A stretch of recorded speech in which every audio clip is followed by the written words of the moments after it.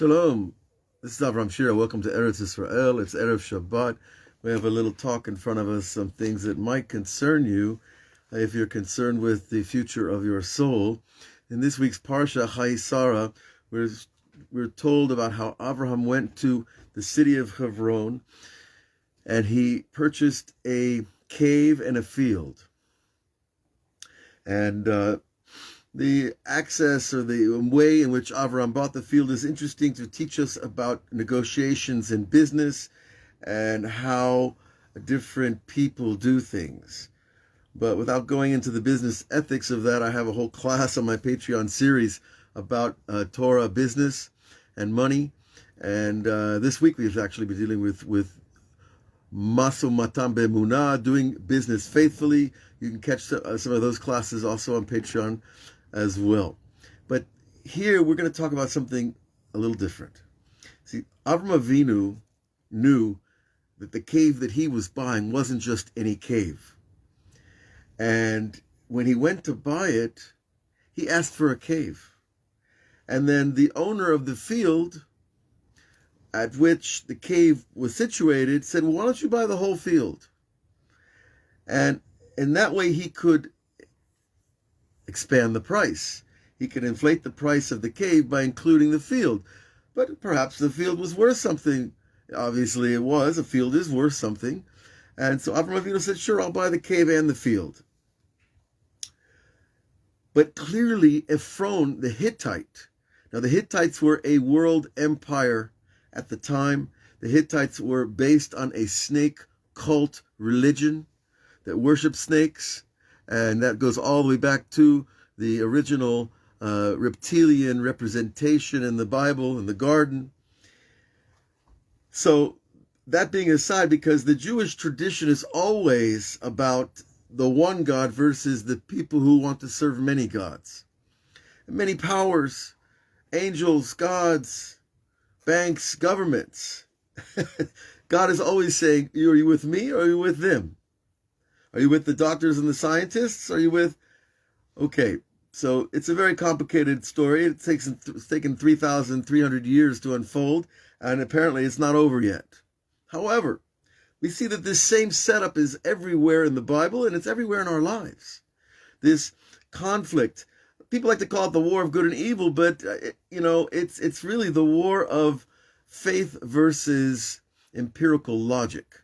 And faith includes empirical logic, but it does not include believing in intermediary powers as being independent. So when Avraham went to buy this field and this cave from Ephron, he knew who he was buying it from, and he knew how he would do business. But Ephron could not have known that Adam and Chava were buried down below the surface cave, because in Machpelah there's two caves, an upper one and a lower one. And they were buried in the lower one. And remember, there was a flood only 10 generations before that. And the flood was in everybody's memory at that time as an oral tradition.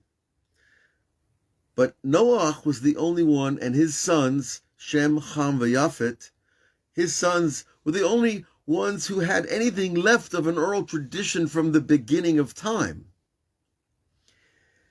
And the question that we had this week was, did Noah know where Adam, his great-great-great-great-grandfather, was buried? Or did Noah not know?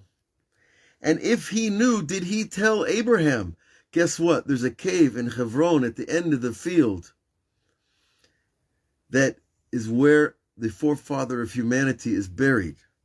And it's a holy place. Did he know that? And did he tell Abraham? So these are two questions we were bouncing around the Beit Midrash this week. And one of our good friends, Mike Klein, asked, well, what about Shem? Why didn't Shem buy the cave? Because he was also in that line to Noah. Everybody was a son of Noah at a certain time, if you go back in the genealogical traditions. Okay. But what's interesting is that the way it worked out is Avraham got a field with a cave. Why is that important? Well, we know that Melech Basadeh, we say that the king is in the field in the month of Elul. A field, a Sadeh, Sin, Dalet, Hey, including the Kolel, the one number for the equivalent of the word, equals 310. Gematria 310 is a very important gematria in the Kabbalah, because 310 represents the number of worlds that we are promised that the tzaddikim will receive in the future world.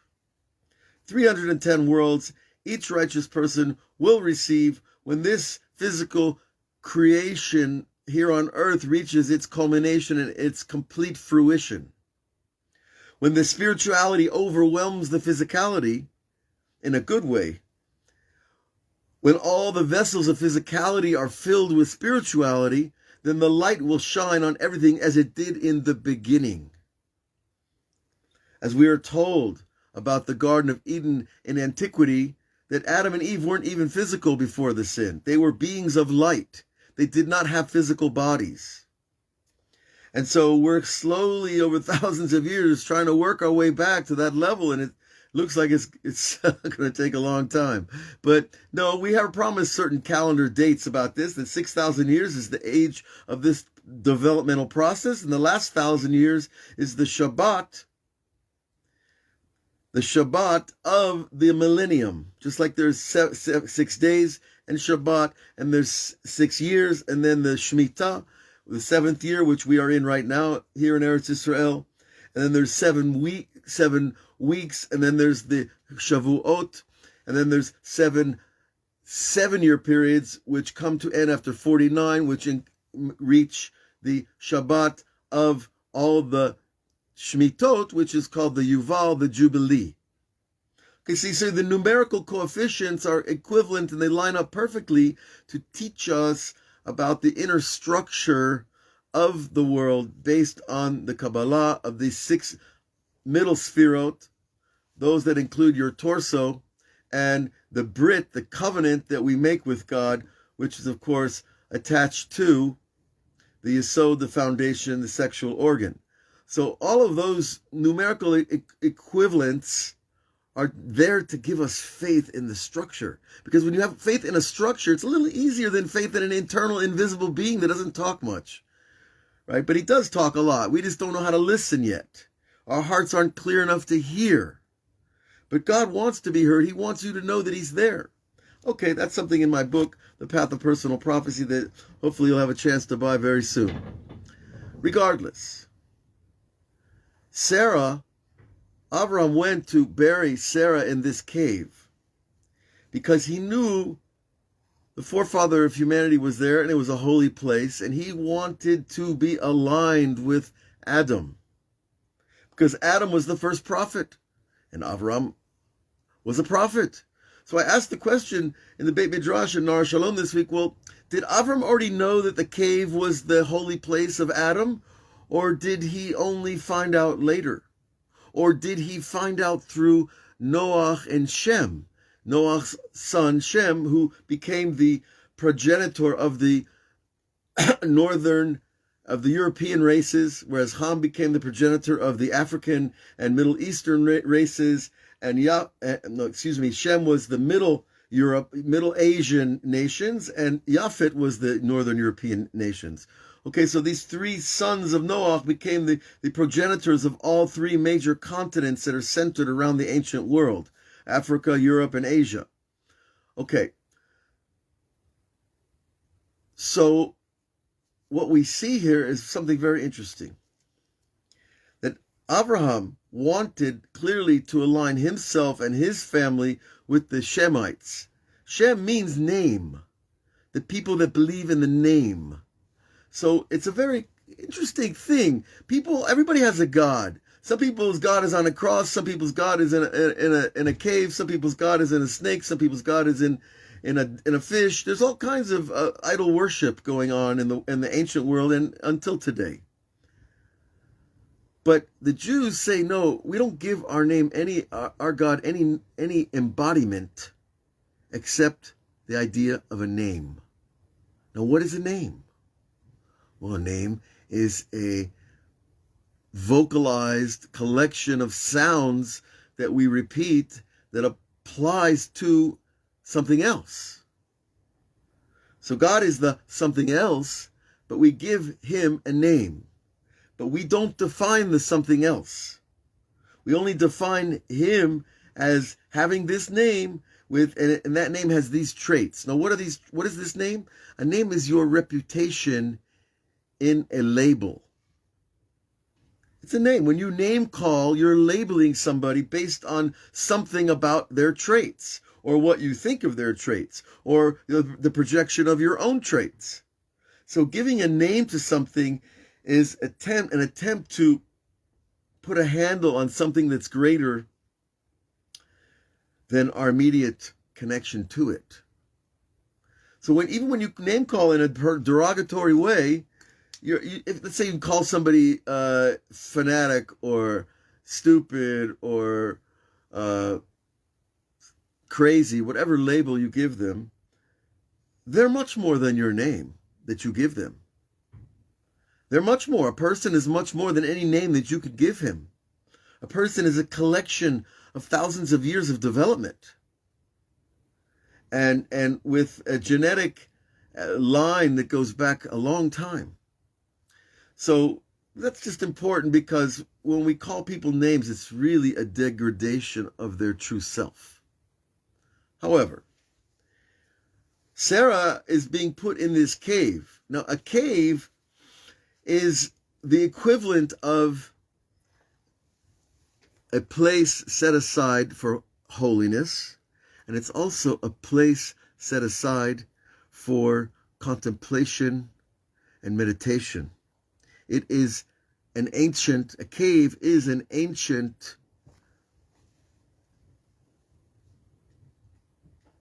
sense controlling environment, right? Where like they have today, right? They have places where you can go to cut off your senses, your hearing from the outside world, your seeing from the outside world, and in order why? Why do we want to cut out the outer usage of our senses? Because when we do so, we're able to focus on our inner senses. Because we have 5 physical senses, but behind them are 5 spiritual senses. There's physical seeing, and then there's spiritual sight. There's physical hearing, and then there's spiritual hearing. And so too as there is internal speech, like there is external speech. And so even smell has an external and internal component. And so when you go into a desensitization chamber, that's too big a word, sorry. You go into this chamber where you don't feel things. That's really what the ancient cave was a model of. You could be alone in silence and peace. And then you could start to think your own thoughts and not be bombarded by the external world. So Avraham was buying Sarah this place forever because he knew that the people would come here in the future to pray. And to pray is to connect. To pray is not just to request. To pray is to praise, to thank, to acknowledge, to appreciate, to rest, to contemplate. And maybe in that list of events, you're going to drop a few requests along the way. Okay, so but then Ephron, the Hittite, says, well, buy the field too. What's the field? Well, we just said the field is the Gematria 310, the number of worlds that every righteous person will receive in the world to come. Now, what are these worlds that we're promised? You know, I asked this question 30 years ago when I first heard the idea from the rabbis, and they're 30 worlds. Well, what are the worlds? Well, we don't know really, but you know, it's something better than this world. I said, well, that's nice. I appreciate that, but you know, let's get down to it. So there's some ideas behind what the world to come is. Ayin lo zulata lo ra'echa. There is a verse that says that only God has seen it. But as human beings, we can imagine it. We can project it. We can connect the dots and understand that if we came from this hyper-light, non-physical plane, and that's where we're going back to, called the Gan Eden, then we must be going back to this place that is high above the physical contractions of the material world. And by the way, of course, in the second brachot, Shabbat is called 1/60th of the world to come. 1/60th. Well, you know, I guess you could taste something in 1/60th. But these worlds, well, we understand something. See, our soul, every human soul is a composite of 10 powers. And they have Hebrew names, they have English names. I don't want to go into that Kabbalah because you can get that online in a bookstore, on all my classes in different places and platforms, and from many other rabbis. You know, they have wonderful teachings about this. But the idea of these 10 powers, that each 10, there are 10, but there's 3 in the head, 7 in the body. And then there's the Brit, the covenant, is the one that you strike, that the Moel strikes into a male after 8 days, on the 8th day. Okay, so, but if we take the breakdown of these powers and understand that all 7 of the emotive powers, this is the place where we're doing most of our work, elevating the emotional world to the intellectual. Most of the work is down here. Not all of it. There's a little bit of repair that has to happen in the left brain called Bina. Because that's when Adam and Eve projected onto the fruit something that wasn't true. So that we have to fix that part of the brain that projects falsely. When we don't project falsely, guess what we see, folks? We see true, objective visions. They're independent of my filters. And when you see that, you get a taste of something much greater. Real truth. Okay, so that's part of fixing Bina, but we have to fix these emotive traits because that's where all our problems are. I'm angry, I'm too much love, too much hate, too much strength, too much resentment, too much love of worship of beauty. And all the traits have their dark sides. So that's where we're doing our fixing. And so what happens when you fix them?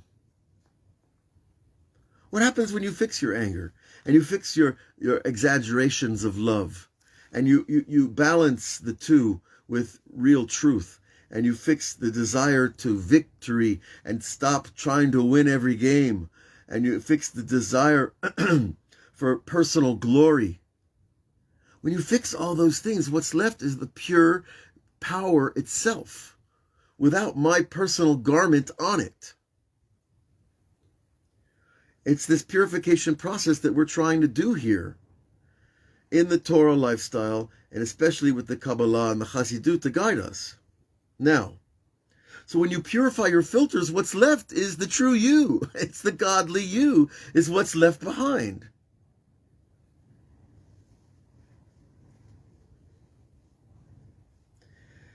So Judaism is not about getting things. It's about removing the things we don't want. Remember that. Because the world teaches us to get, want, acquire, acquisition. No, we don't have to acquire anything. We just have to go back to being who we really are. And then we receive that. And it's the greatest gift of all. So the field is this numerical value of this idea of the upper field. What the Zohar here calls the Sadeh Elyon. The upper field is the kingship of God in heaven. See, because God has to prove that he's king. Like every king, you can't just say, hey, I'm king. No. And how does God prove he's king? He shows us his power. He shows us his creativity. He shows us his perfection in so many ways. Okay, but this idea of the upper field is connected to this idea of the world to come. Field 310. Right? And these 310 worlds are there. So what we're trying to do is inherit that upper field of the world to come. But what's going to happen, folks, is that it's going to come here. We're not going to go there. It will come here ultimately. That the vessels of this world will be purified and this entire planet will be elevated to another state completely. Now you might say, oh yeah, that's a good film. Let's call, DreamWorks get to work on that. Well, we are at work at that. It's just a little bit longer production than most Hollywood producers are willing to wait for. But that's what's happening here. But you know what? this idea of inheriting the world to come, is of inheriting your true divine self, that's very nice, but it doesn't paint the whole picture.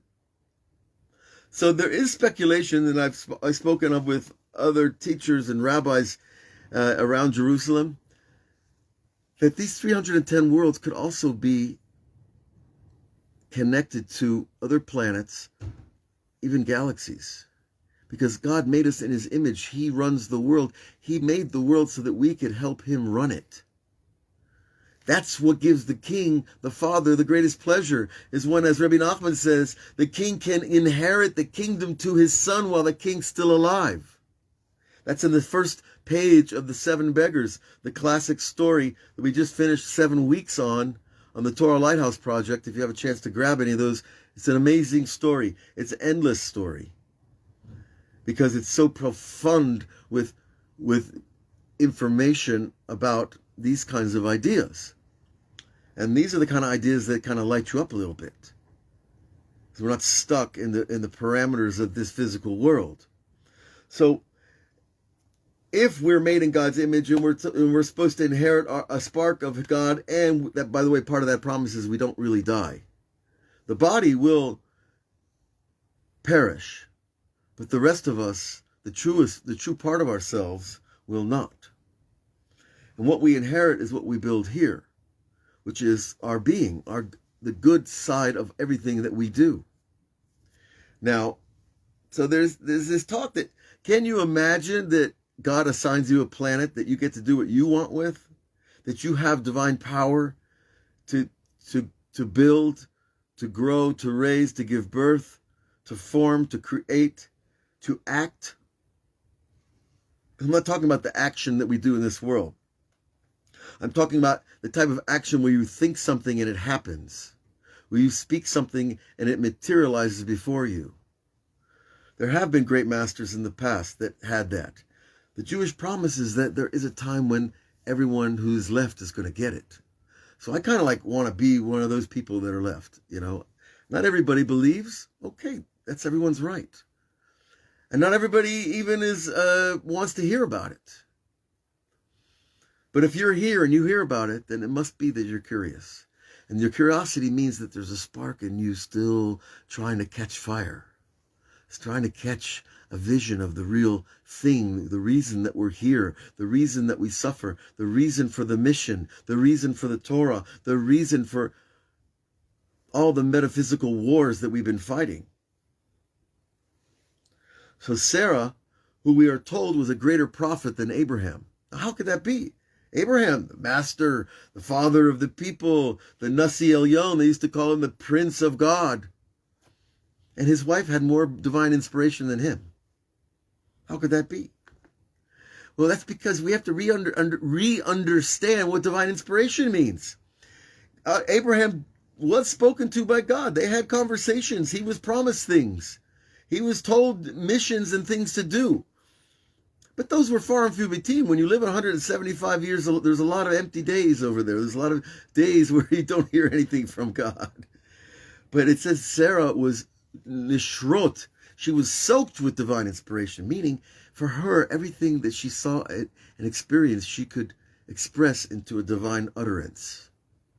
She could look at people, know exactly who they were and exactly what they needed. She could hear people talk and know exactly where they were from and where they needed to go. Sarah Imenu